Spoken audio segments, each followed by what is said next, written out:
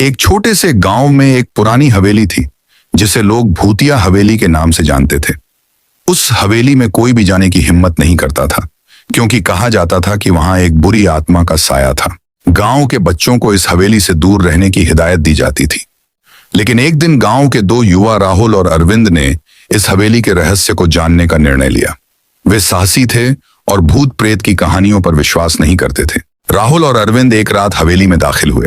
हवेली में घना अंधेरा था और हर कोने से अजीब अजीब आवाजें आ रही थीं।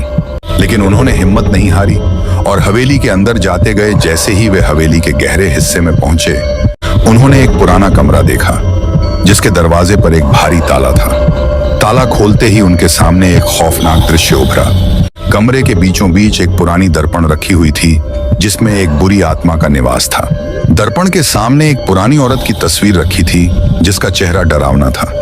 अचानक तस्वीर की आंखें हिलने लगीं और दर्पण में से एक भूतिया आकृति प्रकट हुई।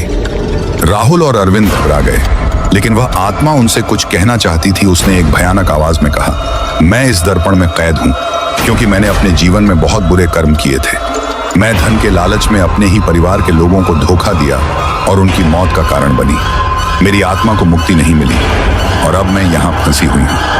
आत्मा ने उनसे विनती की, मुझे मुक्ति दो ताकि मैं अपने पापों का प्रायश्चित कर सकूं।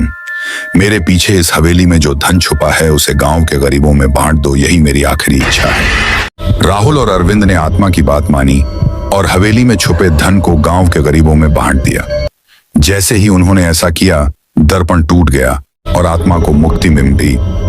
इस घटना के बाद हवेली को भूतिया हवेली के बजाय धन्य हवेली के नाम से जाना जाने लगा।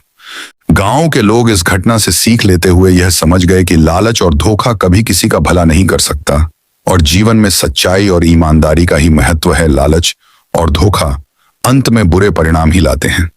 सच्चाई और ईमानदारी से ही जीवन में सच्ची शांति और सफलता मिलती है।